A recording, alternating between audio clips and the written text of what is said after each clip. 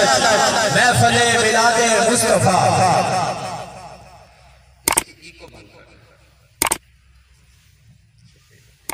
तमाम अहबाब का शुक्रिया।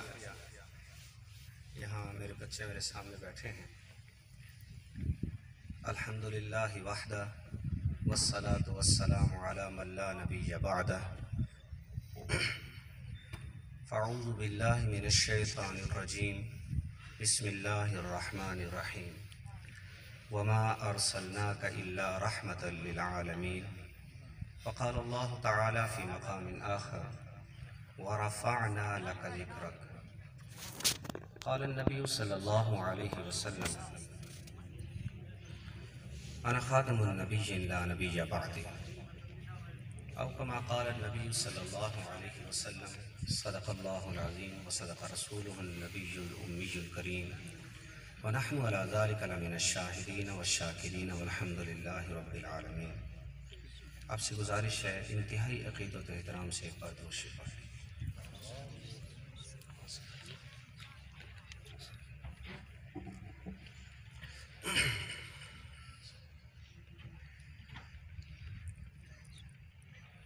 आज की इस बाबरकत महफिल में जो चंद मिनट मुझे मिले हैं, मैं कोशिश करूंगा कि नबी अलैहिस्सलातु वस्सलाम की विलादत के हवाले से चंद मरूज़ात पेश कर सकूं। तमाम अहबाब का जो यहाँ यूनिवर्सिटी के असातिज़ा बैठे हैं, मैं इनका इंतहाई दिल से मशकूर हूँ कि मुझे इन्होंने मौका दिया आज की इस गुफ्तगू के लिए, और मैं अपने लिए एज़ाज़ समझता हूँ कि इस ज़िक्र में मैं आपके साथ यहाँ बैठा हूँ। एक बात आपको बताता चलूँ, कायनात में अल्लाह ने जितने भी अम्बिया अलैहिमुस्सलातु वस्सलाम भेजे हैं, सबसे ज़्यादा ज़िक्र हमारे नबी का होता है। सुभान अल्लाह, सुभान। और ये एक हमारी अपने मुंह की बात नहीं है। मिंटगुमरी वाट एक मुस्तशरिक़ गुज़रा है और इसने बहुत ही अजीब व गरीब किस्म की किताबें नबी अलैहिस्सलातु वस्सलाम की ज़ात मुबारका पर लिखी हैं।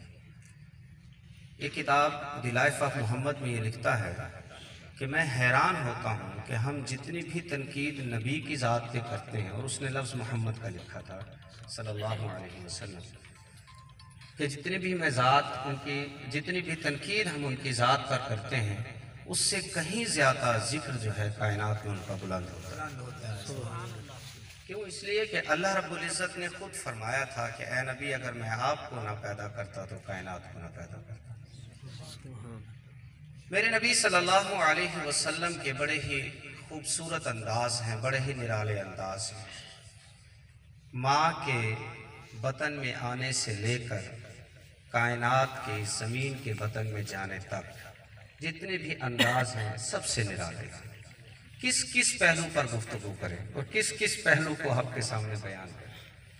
हर पहलू आप सल्लल्लाहु अलैहि वसल्लम का पूरी एक किताब रखता है।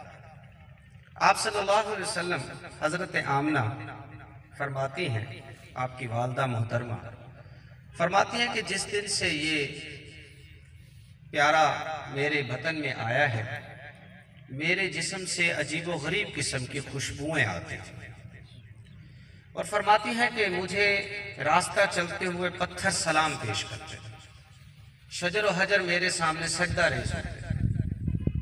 और उयूनुल हसन में काज़ी अय्याज़ रहमहुल्लाह ने बड़ी खूबसूरत बात लिखी है हज़रत बीबी आमना के हवाले से। वो फरमाते हैं कि एक मर्तबा आपके ससुर हज़रत अब्दुल मुत्तलिब के पास लोग शिकायत लेकर आए कि अपनी इस बहू को समझाते क्यों नहीं हो कि ये बेवा है, और उसके बावजूद भी इसकी खुशबुएं ऐसी हैं कि हम अरब की हर बाजार में जिसको तलाश करते हैं हमें नहीं मिलती। तो जिस वक्त हजरत अब्दुल मुत्तलिब ने पूछा अपनी बहू से, बेटा ये क्या हरकतें करती हैं आप, लोग बड़े बड़े हमारे पास आ रहे हैं, तो रो पड़ी और कहने लगी कि अब्बा जी खुदा की कसम, जब से ये नामूस मेरे पेट में आया है मुझे नहीं समझ आ रही कि ये खुशबुएं कहाँ से आ रही हैं। तो जिसका बतन में आने से खुशबू आए तो उसका जिक्र करने से क्यों ना खुशबू आए। बात तो ये है, मोहम्मद सल्लल्लाहु अलैहि वसल्लम जिस दिन पैदा हुए उस दिन सोमवार का दिन था, जिसको हम पीर कहते हैं, इंग्लिश में मंडे कहते हैं। पीर के दिन आप सल्लल्लाहु अलैहि वसल्लम पैदा हुए और आप सल्लल्लाहु अलैहि वसल्लम की हदीस मुबारक आपने फरमाया कि मैं पीर के दिन पैदा हुआ, पीर के दिन ही मुझे नबूवत अता की गई, पीर के दिन ही मैंने हिजरत की और पीर के दिन ही मैं मदीना पहुंचा और फरमाया कि पीर के दिन ही मेरी वफात होगी। ये इमाम सुहैली रहमहुल्लाह ने अपनी किताब रूजुल उन्फ में इसको नकल किया है, इस किताब को। और एक रिवायत आप लोग अक्सर मिलाद के जो बनते हैं ना, इश्तिहारात बनते हैं, आप एक पढ़ते हैं कि जहाँ में सारे खुशियाँ मना रहे हैं सिवाय इब्लीस के। वो एक शेर है लिखा हुआ, बड़ा जो बड़ा चाशनी वाला शेर है। और इस शेर की मैं हदीस आपके सामने पेश करता चलूँ। काजी अयाज रहमहुल्लाह ने उयूनुल असर एक किताब है, उसमें लिखा है कि इब्लीस ने कायनात में 4 मरतबा धाड़े मार मार कर अपने रोने का और अपने गम का इजहार किया है। 4 मरतबा इब्लीस ने। एक मरतबा जब अल्लाह ने उसको अपनी बारगाह से निकाला, बड़ा रोया, बड़ा रोया। दूसरी मरतबा जब अल्लाह ने उसको आसमान से जमीन पर ले मारा, निकल जा मेरे दरबार से, तूने सजदा नहीं किया, तूने मेरा कहना नहीं माना, यहां से निकल जा। तीसरी मरतबा जब नबी अलैहिस्सलातु वस्सलाम पैदा हुए थे, उस दिन वो बड़ा धाड़े मार मार के रोया था।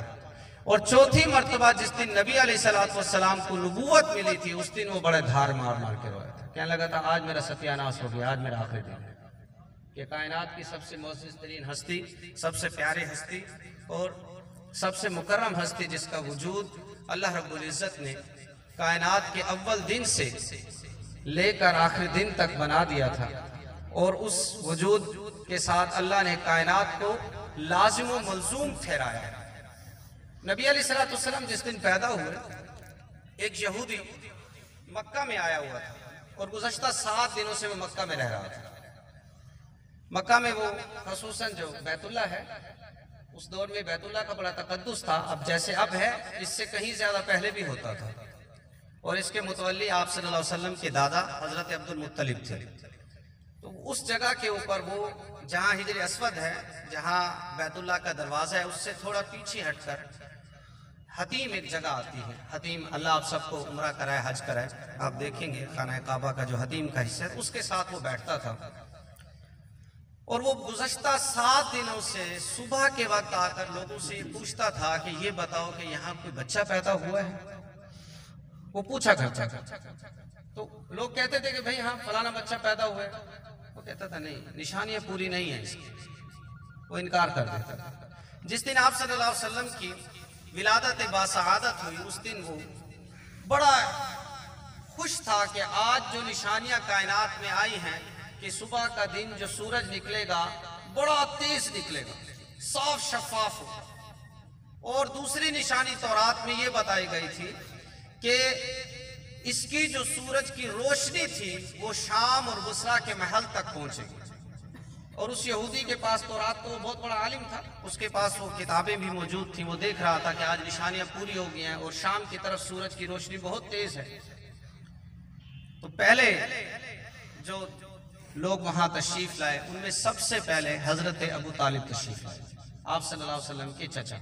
इनका नाम अब्दे मनाफ है, इनका नाम अब्दे मनाफ है और नबी अलैहिस्सलातु वस्सलाम के हकीकी चचा है। यानी हुजूर अलैहिस्सलातु वस्सलाम के दादा ने 2 शादियां की थी। एक शादी से आपकी 4 फूफे और 3 चचा हैं, जिनमें आपके वालिद भी शामिल है। यानी 2 चचा और 4 फूफे, यानी 7। और दूसरी बीवी से 3 बेटे हैं। इस तरह कुल 10 बेटे बनते हैं, 10 की औलाद बनती है, जिनमें आपकी 4 फूफियां भी हैं और आपके चचाएं भी हैं।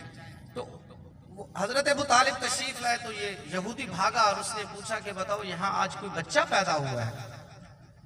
उन्होंने कहा कि हाँ बच्चा पैदा हुआ है। कहने लगे किसका बच्चा है? हजरत अबू तालिब ने कहा मेरा बेटा।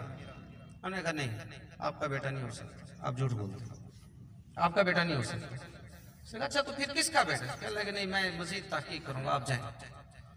इतने में देखा कि हजरत अब्दुल मुत्तलिब आपके दादा तशरीफ ला रहे हैं और आते ही हरम के दरवाजे पर सजदा किया और काफी देर तक सजदे में पड़े रहे, यानी अल्लाह का शुक्र अदा करते रहे। अल्लाह का शुक्र अदा करने के बाद जब उठे, यहूदी फौरन भागा और जाकर पूछा कि यहाँ कोई बच्चा आज पैदा हुआ है? अब्दुल मुत्तलिब ने फौरन फरमाया, हाँ जी हाँ, मेरा बेटा पैदा हुआ है। उन्होंने कहा, नहीं, आपका बेटा नहीं हुआ पैदा, आप भी झूठ बोलते। उसने कहा, मेरा पोता पैदा हुआ है। तो यहूदी ने पता क्या कहा? यहूदी ने कहा कि आपका जो पोता पैदा हुआ है उसका वालिद 2 माह के पेट में था जब ये बच्चा फौत हो गया था। अब देखें उनकी तहकीक कितनी थी, उनका कितना जनाब उस चीज के ऊपर रिसर्च, क्योंकि अल्लाह रब्बुल इज्जत ने तौरात और इंजील में एक एक चीज बयान की है जिसको वो पढ़कर आते थे और आकर देखते थे। तो अब्दुल मुत्तलिब जो आपके दादा हैं, हजरत अब्दुल मुत्तलिब ने फरमाया, बिल्कुल तो ठीक कहता है, वो मेरा पोता पैदा है और वो यतीम है। अब उसने 2 निशानियां और दी, 2 निशानियां और दी। उसने कहा, एक निशानी ये है उस बच्चे की कि वो नाफ बरीदा होगा। बच्चा जब पैदा होता है तो माँ की पेट से नाफ उसके पेट में लगा होता है, तो उसको काटा जाता है। और मैं नाफ बरीदा होगा, उसकी नाफ माँ के साथ नहीं होगी। हजरत अब्दुल मुत्तलिब ने फरमाया कि बात तो तेरी ठीक है, वो नाफ बरीदा है। क्या लगे, दूसरी निशानी ये है कि उसके दोनों कंधों के दरमियान एक अंगूर की तरह उभरी हुई चीज होगी। उभरी हुई चीज होगी अंगूर की तरह, इतनी ज्यादा बड़ी नहीं होगी, इतनी मुख्तसर सी होगी, छोटी सी होगी। तो हजरत अब्दुल मुत्तलिब ने फरमाया कि अच्छा, इसको मैंने नहीं देखा, मैं इसको देखूंगा। घर तशरीफ ले गए, आप सल्लल्लाहु अलैहि वसल्लम को आपकी गोद में दिया गया। तो आपने पहले कंधे के ऊपर यूं हाथ फेरा तो आपको महसूस हुआ कि अंगूर की तरह एक लोथड़ा सा है जो आपके दोनों कंधों के दरमियान है।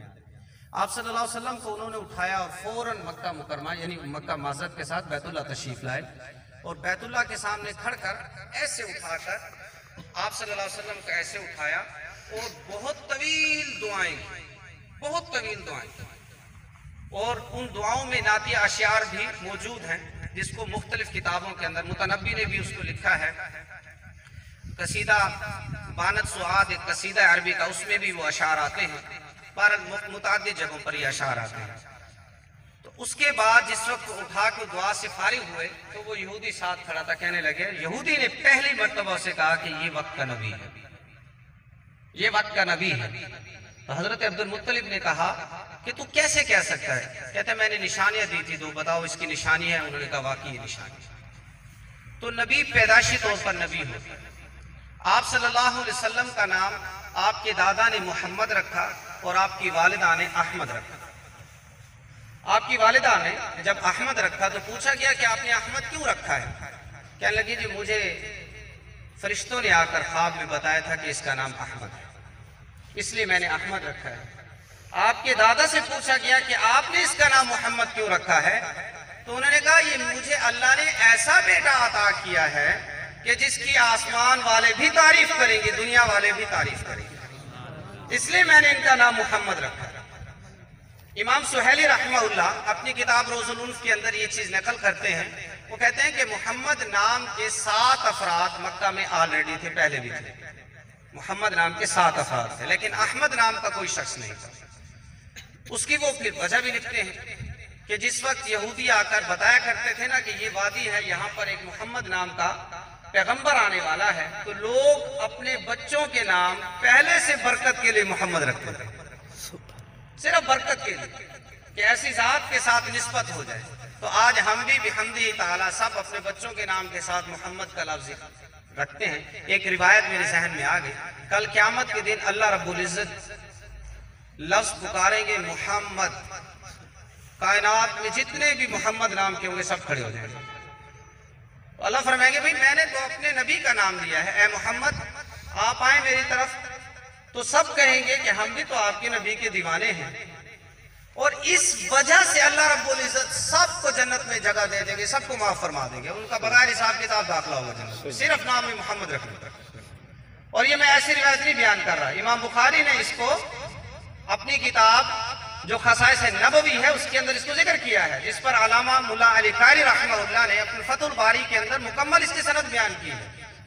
ऐसे आपके सामने रिवायत नहीं बयान कर रहा। थोड़ा सा मैं आगे चलता हूँ, नबी अलैहिस्सलातु वस्सलाम के उस वाक़ये को भी थोड़ा सा मैं बयान करना चाहूँगा जिस वक्त हज़रत हलीमा सादिया रज़ी अल्लाह ताला अन्हा तशरीफ़ लाई। आपके शौहर का नाम हारिस है, बनु साद बिन बकर से आपका ताल्लुक है। बनु साद बिन बकर जो है ये कबीला ताइफ के साथ एक जगह थी और ये ठंडा इलाका और गर्म, ये जैसे हमारा मरी का इलाका है ना, इस किस्म का ये इलाका था। और यहाँ पर अरब के लोग अपने बच्चों को भेजा करते थे। और सिर्फ बनु साद के अंदर ये खासियत थी कि यहाँ की खवातीन बड़ी तनोमंद होती थी, सेहतमंद होती थी, और इस कबीले की जो जुबान थी अरबी, खालिसतन अरबी होती थी और मुश्किल तरीन अरबी ये लोग बोलते थे। तो हजरत हलीमा सादिया फरमाती हैं कि मैं जिस वक्त हमें पता चला कि मक्का में लड़के पैदा हुए, इसमें एक छोटी सी बात अर्ज करता चलूं कि जिस साल नबी अलैहिस्सलाम पैदा हुए थे उस साल अल्लाह ने कायनात में सब लड़कों को जन्म दिया। कायनात में एक भी लड़की पैदा नहीं हुई, सब लड़के लड़के अल्लाह ने दिए कि मेरा मोहम्मद आ गया है तो मोहम्मद की तुफैल सबके लड़के पैदा किए। तो हजरत हलीमा सादिया फरमाती हैं हम जिस वक्त गए मक्का की वादी में उतरे तो हमने देखा कि बहुत सारी और भी दाएं आई हुई हैं और बड़े बड़े उमरा के यहाँ से लड़कों को उठाया जा रहा है और तकरीबन दाइयों ने अपने लड़के उठा लिए। और एक चीज वहाँ जो रज़ात का सिलसिला चलता था उसमें एक चीज सबसे बढ़कर ये थी कि वो यतीम को नहीं लेते थे, यतीम बच्चे को लेते थे। उसकी वजह ये थी कि माल नहीं मिलता था, पैसे नहीं होता था, ये लोग गरीब